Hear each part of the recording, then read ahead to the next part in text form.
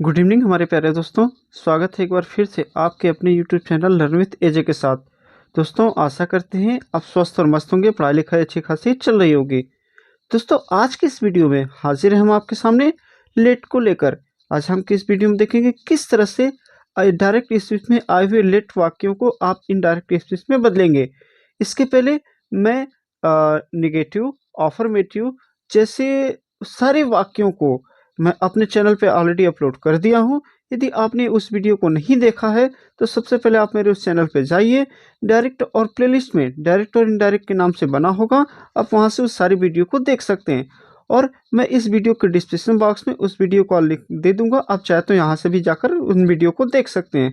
Video को शुरू करने से पहले हम आपको ये बता दें कि जो भी हमारे चैनल पर नया आए हैं सबसे पहले हमारे चैनल को लाइक, ज़्यादा से ज़्यादा शेयर और इसको सब्सक्राइब जरूर कर देंगे। सब्सक्राइब करने के साथ साथ बेल आइकन को जरूर दबा देंगे ताकि हमारी आने वाली वीडियो का नोटिफिकेशन आपको जरूर मिलता रहे। तो चलिए दोस्तों, ज़्यादा देर नहीं करते शुरू करते हैं आज के इस वीडियो को। तो आज हम क्या देखने वाले दोस्तों, लेट से शुरू होने वाले वाक्यों को, लेट से शुरू होने वाले वाक्यों को डायरेक्ट से इनडायरेक्ट स्पीच में बदलना। क्या देखने वाले दोस्तों, लेट से शुरू होने वाले वाक्यों को डायरेक्ट से इनडायरेक्ट स्पीच में बदलना। आइए देखते हैं कैसे बदलेंगे। इम्परेटिव सेंटेंस जो लेट से शुरू होते हैं, यदि उनसे प्रस्ताव या सुझाव का बोध हो तो इनडायरेक्ट स्पीच में बदलने के निम्नलिखित नियम है। क्या दोस्तों, इम्परेटिव सेंटेंस जो लेट से शुरू होते हैं, यदि उनसे प्रस्ताव या सुझाव का बोध हो तो उन्हें इनडायरेक्ट स्पीच में बदलने के नियम निम्न है। क्या दोस्तों, मेरे साथ एक बार आप फिर से बोलिएगा। इम्परेटिव सेंटेंस जो लेट से शुरू भी हो और उनमें प्रस्ताव या सुझाव का बोध हो तो उन्हें डायरेक्ट से इनडायरेक्ट स्पीच में बदलने के नियम नीचे दिए जा रहे हैं, आप उन्हें ध्यान से देखिएगा, अपनी कॉपी में नोट्स बनाते चलिएगा। आइए शुरू करते हैं अपने नियम को। नियम पहला हमारा क्या कहता है, रिपोर्टिंग वर्ब को प्रपोज्ड या सजेस्टेड में बदल देते हैं। रिपोर्टिंग वर्ब मतलब इन्वर्टेड कामा के बाहर, यानी रिपोर्टिंग वर्ब को प्रपोज्ड या सजेस्टेड में बदल देते हैं यदि सजेस्ट या प्रपोज के बाद, क्या दोस्तों, यदि सजेस्ट या प्रपोज के बाद कोई ऑब्जेक्ट आया है। ठीक है, जैसे अब क्या करेंगे, रिपोर्टिंग वर्ब को पहले प्रपोज या सजेस्टेड में बदल देंगे। यदि इसके बाद कोई ऑब्जेक्ट आया है तो उससे पहले, यानी ऑब्जेक्ट के पहले ही हम क्या लगाएंगे, टू का प्रयोग करेंगे। ठीक है, ऑब्जेक्ट के पहले टू का प्रयोग अवश्य करते हैं। फिर से इस नियम को मेरे ध्यान से सुनिएगा। यदि इन्वर्टेड कामा के बाहर रिपोर्टिंग वर्ब को पहले तो आप क्या करेंगे, प्रपोज या सजेस्टेड में बदलेंगे। प्रपोज या सजेस्टेड में बदलने के बाद यदि उसके बाद कोई ऑब्जेक्ट आ जाता है, ठीक है, तो ऑब्जेक्ट से जस्ट पहले आप क्या यूज करेंगे, टू का प्रयोग करेंगे। ठीक है, ये तो हमारा नियम पहला था। आइए चलते हैं नियम दूसरे की तरफ। दूसरा नियम क्या कहता है दोस्तों, इन्वर्टेड कामा को हटाकर दैट का लिख देते हैं, या अपनी भाषा में कहें तो इन्वर्टेड कामा को हटा दीजिए और उसके स्थान पर डेट का प्रयोग करिए। तीसरा नियम क्या कहता है, लेट को हटा देते हैं, यानी जब आप उसके डायरेक्ट से इनडायरेक्ट स्पीच में बदलेंगे ना तो लेट को यूज करने की कोई आवश्यकता नहीं होती। फिर से समझिए, दूसरा नियम कहता है इन्वर्टेड कामा को हटा देते हैं, दैट का प्रयोग करते हैं। रूल तीसरा कहता है लेट को हटा देते हैं। ठीक है, अब आइए देखते हैं आगे क्या नियम कहता है। रूल चौथा हमारा कहता है दोस्तों, यदि सेंटेंस में ऑब्जेक्टिव केस के प्रोनाउन अस का प्रयोग हुआ है, क्या, यदि सेंटेंस में ऑब्जेक्टिव केस के प्रोनाउन अस का प्रयोग हुआ है तो अर्थ के अनुसार नॉमिनेटिव केस के प्रोनाउन भी वी या दे में बदल देते हैं। अब ये कैसे बदलेंगे तो आप घबराइए मत, हम आपको एग्जाम्पल देंगे तो जिससे आपको और बेहतरीन तरीके से समझ में आ जाएगा। बस आप अपने नियम को समझते चलिए और इसको लिखते चलिए। क्या, यदि सेंटेंस में ऑब्जेक्टिव केस के प्रोनाउन अस का प्रयोग हुआ हो तो अर्थ के अनुसार नॉमिनेटिव केस के प्रोनाउन भी वी या दे में बदल देते हैं। यह हमारा नियम 14 था। आइए चलते नियम अगले की तरफ। नियम 5वां कहता है, इसके बाद शुड तथा मुख्य क्रिया के फर्स्ट फॉर्म का प्रयोग करते हैं। ठीक है, यानी जैसे आप लेट को हटाने के बाद जो भी यूज से हेल्पिंग वर्ब, इसमें जो भी एकमात्र हेल्पिंग वर्ब यूज होगा कौन सा, शुड का। ठीक है, क्या नियम 5वां कहता है, इसके बाद शुड तथा मुख्य क्रिया की फर्स्ट फॉर्म का प्रयोग करते हैं। रूल छठा कहता है, अन्य परिवर्तन साधारण वाक्यों की तरह करेंगे। इसका मतलब क्या है दोस्तों कि जैसे आप टेंस बदलते थे, सब्जेक्टिव ऑब्जेक्टिव केस बदलते थे, ये नियम पहले जैसे ही रहेंगे, इसमें कोई बदलाव आप नहीं करेंगे। आइए हम आपको 2-3 एग्जाम्पल करवा देते हैं जिससे आपको ये नियम बहुत अच्छे और परफेक्ट तरीके से याद हो जाएगा। देखिए दोस्तों, पहला एग्जाम्पल हमारा क्या कहता है, he said to his father let us go to park. He said to his father let us go to park. अब मेरी एक बात ध्यान से समझिएगा दोस्तों, देखिए जहां भी आपको लेट अस दिखाई दे, क्या दोस्तों, जहां भी आपको लेट अस दिखाई दे वहां याद कर लीजिए सजेस्टेड या प्रपोज्ड यूज करेंगे। क्या, लेट अस दिखाई देंगे तभी, अस नहीं रहेगा तो यहाँ सजेस्टेड या प्रपोज्ड नहीं बदलेगा। क्या, यदि आपको रिपोर्टेड स्पीच में लेट अस दिखाई दे तो वो हमेशा सजेस्टेड या प्रपोज्ड में बदलेगा। तो आइए एक एक करते चलते हैं, एक एक लाइन का हम देखते हैं कैसे ये बदलता रहेगा। ही का देखिए, ही हो गया दोस्तों, सेड टू सजेस्टेड या प्रपोज्ड में कुछ भी लगा सकते हैं इसकी जगह। एक हिज फादर का, अब देखिए क्या है, ये अब क्या है, इसके बाद प्रपोज्ड आ गया ना, और इसके बाद क्या है, ऑब्जेक्ट भी है। तो मैं क्या बताया था, ऑब्जेक्ट के तुरंत पहले आप क्या करेंगे, टू का प्रयोग करेंगे। अब इस डबल इन्वर्टेड कामा को हटाकर दैट लगाएंगे। अब आप यहाँ थोड़ा कंफ्यूज होंगे कि अरे ये दे कहाँ से आ गया। ठीक है, तो आइए हम समझते हैं ये दे कहाँ से आया। देखिए दोस्तों, ये क्या लेट है और ये अस है। ठीक है, तो जैसे हम क्या नियम बताते हैं कि लेट को हटा देते हैं, तो जैसे ही हम लेट को हटाते हैं तो ये अस क्या करता है, अपने ऑब्जेक्टिव केस से चला आता है सब्जेक्टिव केस में। सब्जेक्टिव केस इसका क्या होगा, वी। ठीक है, तो अब जैसा हम क्या बताए थे, हेल्पिंग वर्ब क्या यूज होगा, शुड का प्रयोग होगा। ठीक है, तो यहाँ क्या हो गया, वी शुड। फिर से समझिए हम क्या कहना चाहते हैं, ध्यान से समझिएगा एकदम मेरी बातों को। देखिए लेट अस कैसे यहाँ से ये दे बन गया, जैसा कि आप नियम पढ़े थे दोस्तों ऊपर कि लेट को हटा दिया जाता है, तो ये देखिए अस यहाँ क्या है, ऑब्जेक्टिव केस में है। तो जैसे ही लेट को हटाएंगे ये ऑब्जेक्टिव केस अपने सब्जेक्टिव केस में आ जाता है, तो अस का सब्जेक्टिव केस क्या हो जाएगा, वी हो जाएगा। ठीक है, तो अब इसकी जो सहायक क्रिया यूज की जाती है क्या, वो क्या यूज होती है, शुड। शुड होता है। अब देखिए ये वी क्या है, फर्स्ट पर्सन है। फर्स्ट पर्सन किसके अनुसार बदलता है, सब्जेक्ट के अनुसार। तो सब्जेक्ट में क्या है, ही है। तो ही देखिए यहाँ सिंगुलर है और वी प्लूरल है, तब हमें तो इसको प्लूरल बनाना तो पड़ेगा ना। क्या, वी है यहाँ प्लूरल और ही है यहाँ सिंगुलर, तो ही को क्या करना होगा, हमें प्लूरल बनाना होगा। तो ही और सी का प्लूरल क्या होता है, दे होता है। तो ही के, इसलिए ही की जगह यहाँ क्या हो गया, दे। और जो एकमात्र सहायक क्रिया यूज किया जाता है वो शुड है, और गो टू का गो टू हो गया, पार्क का पार्क हो गया। तो इस तरह से हमारा सेंटेंस क्या बनकर तैयार हुआ दोस्तों, ही सजेस्टेड या प्रोपोज्ड लगाइएगा to his father that they should go to park. ठीक है, आइए एक एग्जाम्पल और हम आपको बताते हैं जिससे आप खुद अच्छे तरीके से समझ में आ जाएगा।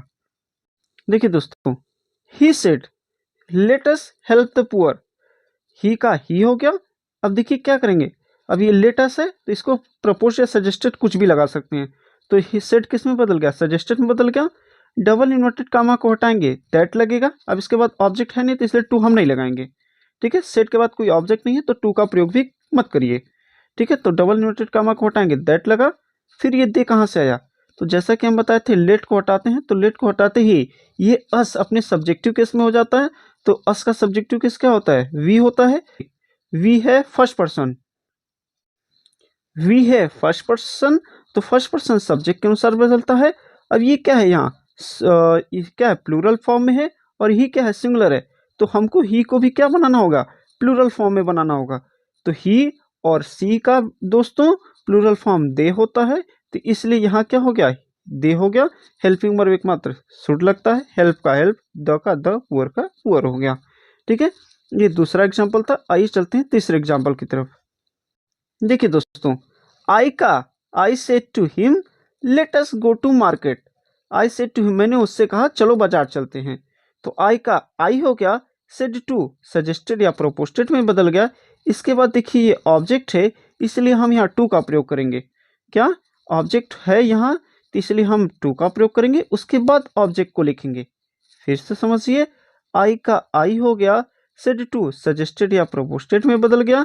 अब देखिए इसके बाद ऑब्जेक्ट हिम है, इसलिए हम आप नियम के अनुसार ऑब्जेक्ट के पहले टू का प्रयोग करेंगे। हिम का हिम हो गया, डबल इन्वर्टेड कामा को हटाएंगे दैट का प्रयोग हो गया। अब देखिए यहाँ, अब ये क्या है दोस्तों, देखिए लेट अस, तो लेट को हटाएंगे तो ये अस हमारा किस में आ जाएगा, वी में चला जाएगा। अब देखिए वी भी प्लूरल, ठीक है, अभी फर्स्ट पर्सन है ना, किसके अनुसार बदलेगा, सब्जेक्ट के अनुसार। सब्जेक्ट में क्या है आई, तो वी क्या है प्लूरल, और आई है तो सिंगल, लेकिन इससे माना क्या जाता है प्लूरल, तब तो ये चेंज नहीं होगा क्योंकि दोनों प्लूरल हो गया। तो अब वी का वी हो गया, सूट का सूट हो गया, गो टू मार्केट का गो टू मार्केट। तो अब यहाँ क्या बना, आई सेड टू हिम का क्या बन गया, I said to him let us go to market का इनडायरेक्ट बन के तैयार होता है। आई सजेस्टेड या proposed to him that we should go to market, ये हमारा इनडायरेक्ट स्पीच बन के तैयार हो गया। दोस्तों अब हम उन वाक्यों को देखेंगे जिन वाक्यों से लेट का ही होगा, लेकिन उन वाक्यों से विश या डिजायर का बोध होगा। तो आप कैसे उसको डायरेक्ट से इनडायरेक्ट में बदलेंगे, आइए चलते नियमों को देखते हैं। क्या पढ़ने जा रहे हैं हम, लेट से विश या डिजायर का बोध होने वाले वाक्यों को इनडायरेक्ट स्पीच में बदलना। कैसे बदलेंगे, उनके नियम क्या होते हैं, आइए चलते हैं हम स्टेप बाय स्टेप देखते हैं। देखिए क्या नियम कहता है दोस्तों, यदि लेट से शुरू होने वाले इनडायरेक्ट स्पीच, क्या, यदि लेट से शुरू होने वाले डायरेक्ट स्पीच वाक्यों से किसी इच्छा का भाव प्रकट हो तो उसे इनडायरेक्ट स्पीच में निम्न प्रकार से बदलते हैं। क्या, यदि लेट से शुरू होने वाले डायरेक्ट स्पीच वाक्यों में किसी इच्छा का भाव प्रकट हो तो उसे इनडायरेक्ट स्पीच में निम्न प्रकार से बदलते हैं। कैसे बदलते हैं दोस्तों, आइए नियम नीचे है देखते हैं इसको। देखिए पहला नियम क्या कहता है दोस्तों, रिपोर्टिंग वर्ब से, सेज, सेड को विश, विश या विश्ड के में भाव के अनुसार बदल देते हैं। क्या पहला नियम है, रिपोर्टिंग वर्ब से, सेज, सेड को विश, विश या विश्ड में भाव के अनुसार, किसके भाव के अनुसार दोस्तों, रिपोर्टेड स्पीच यानी इन्वर्टेड कामा के अंदर जो सेंटेंस होगा उसके भाव के अनुसार विश, विशेष या विश्ड में भाव के अनुसार बदल देते हैं। अब दूसरा नियम क्या कहता है, इन्वर्टेड कामा को हटाकर दैट का प्रयोग करते हैं। ठीक है, क्या करेंगे, इन्वर्टेड कामा को हटा दीजिए, उसके अनुसार पर दैट का प्रयोग करिए। पहला नियम दोस्तों क्या कहता है, सबसे पहले से सेट को हटाइए, उसके जगह पर विश, विशेष या विश्ड का भाव के अनुसार बदलिए। दूसरा नियम कहता है दैट कामा को हटाकर दैट का प्रयोग करिए। आइए चलते हैं देखते हैं हमारा तीसरा नियम क्या कहता है। तीसरा नियम कहता है लेट को हटा देते हैं। तीसरा नियम क्या कहता है दोस्तों, लेट को हटा दीजिए। अब आइए देखते हैं चौथा नियम क्या कहता है। ठीक है, देखिए चौथा नियम क्या कर रहा है, लेट के बाद आए हुए ऑब्जेक्ट केस को, लेट के बाद आए हुए ऑब्जेक्टिव केस के प्रोनाउन को नॉमिनेटिव केस के प्रोनाउन में बदलते हैं। कैसे बदलते हैं, अब घबराइए मत, हम आगे बताएंगे, एकदम बे रिलैक्स आराम से पढ़ते चलिए। क्या, लेट के बाद आए हुए ऑब्जेक्टिव केस के प्रोनाउन को नॉमिनेटिव केस के प्रोनाउन में बदलते हैं। ये बदलाव पर्सन को बदलने के नियम के अनुसार होता है। ठीक है, कैसे बदलेंगे दोस्तों, हम एग्जाम्पल कराएंगे तो बेहतरीन तरीके से समझ जाएंगे। ठीक है, आइए देखते हैं पांचवा नियम क्या कहता है।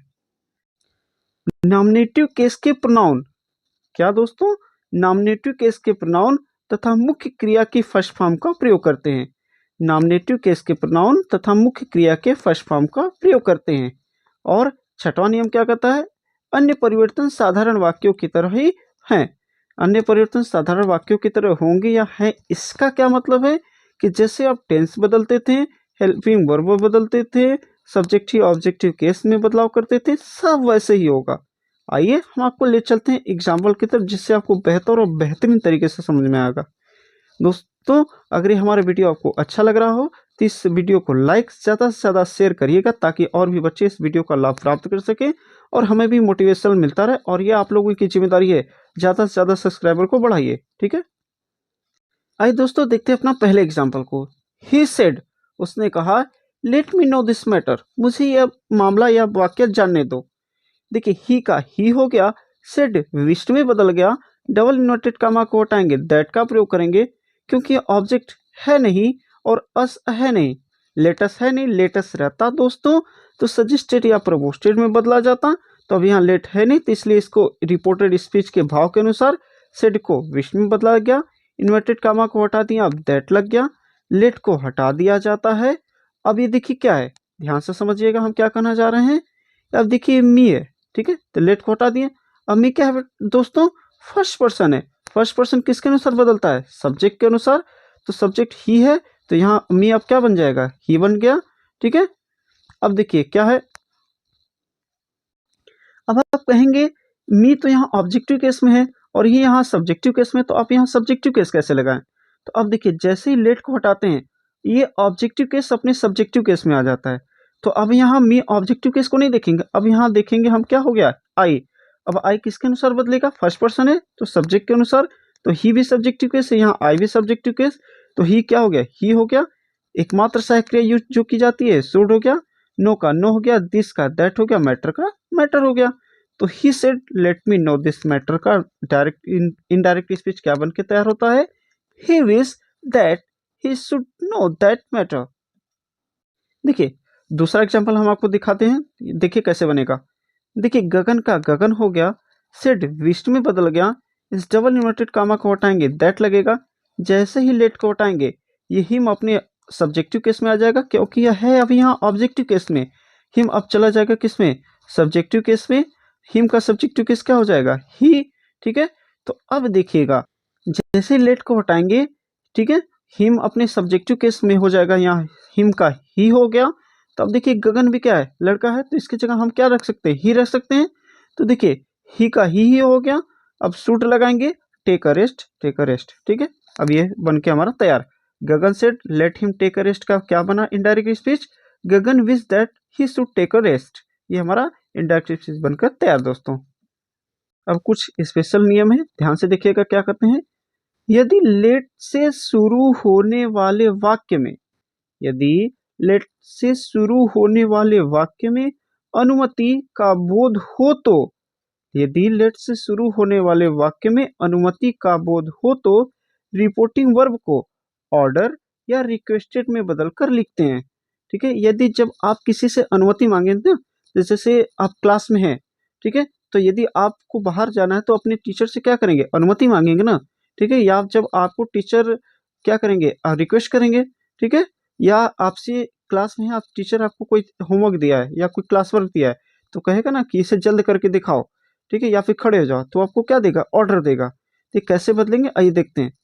यदि लेट से शुरू होने वाले वाक्य में अनुमति का बोध हो तो रिपोर्टिंग वर्ब यानी इन्वर्टेड कामा के बाहर वाले, ठीक है, को ऑर्डर या रिक्वेस्टेड में बदल कर लिखते हैं।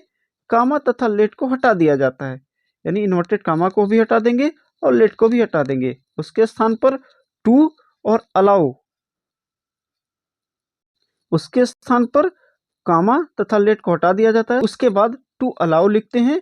आप टू अलाउ के स्थान पर टू लेट का भी प्रयोग कर सकते हैं, यानी इन्वर्टेड कामा और लेट को हटा देते हैं। अब उसके जगह आप क्या लिखेंगे, टू अलाउ का प्रयोग करेंगे। आप चाहे तो टू अलाउ के स्थान पर टू लेट का भी प्रयोग कर सकते हैं। ठीक है, अब आइए एग्जाम्पल लेते हैं जिससे आपको अच्छे समझ में आ जाएगा। देखिए दोस्तों क्या है, the master said to his servant, ठीक है, स्वामी ने अपने मालिक से कहा, ठीक है, लेट हिम गो होम। ठीक है, अब देखिए कैसे बनेगा। देखिए द मास्टर का द मास्टर हो गया, सेड, अब देखिए क्या करा, एक मालिक अपने नौकर से करा है तो क्या करेगा, ऑर्डर देगा ना, तो ऑर्डर में हो गया। हिज सर्वेंट का हिज सर्वेंट हो गया। ठीक है, अब हम क्या बोले थे, इस डबल इन्वर्टेड कामा को हटा दीजिए और लेट को हटा दीजिए, इन सबको खत्म कर दीजिए। तो इनकी जगह आप क्या लिखेंगे, टू अलाउ का प्रयोग करिए, ठीक है, या तो टू लेट का प्रयोग करिए। तो हम टू अलाउ का इसमें प्रयोग करते हैं, दोनों तरीके से आपको करके दिखा देंगे। तो देखिए द मास्टर का the master said to order में बदल गया, हिज सर्वेंट का हिज सर्वेंट हो गया। ठीक है, और डबल इन्वर्टेड कामा लेट को हटा देना, इससे इसलिए इससे हमसे कोई मतलब है नहीं। तो टू अलाउ लिखें, हिम का हिम हो गया, गो होम का गो होम हो गया। ठीक है, अब इसे देखिए दूसरी तरीके से कैसे बनाएंगे। देखिए the master ordered his servant, देखिए अब टू अलाउ की जगह क्या हो गया, टू लेट हो गया, बाकी हिम गो होम ऐसे वैसे का वैसे ही उतार के रख देंगे। आइए चलते आपको दूसरा एग्जाम्पल देते हैं। दूसरा एग्जाम्पल क्या है दोस्तों, the son said to father let me sleep now. अब देखिए एक बेटा अपने पिता से कर रहा है, ठीक है, अब मुझे सोने दो। अब तो क्या करेगा, वो रिक्वेस्ट करेगा ना, ऑर्डर थोड़ी देगा, वहाँ क्या लगेगा, रिक्वेस्ट होगा, विनती करेगा। देखिए द सन का द सन हो गया, सेड टू रिक्वेस्टेड में बदल गया, फादर का फादर हो गया।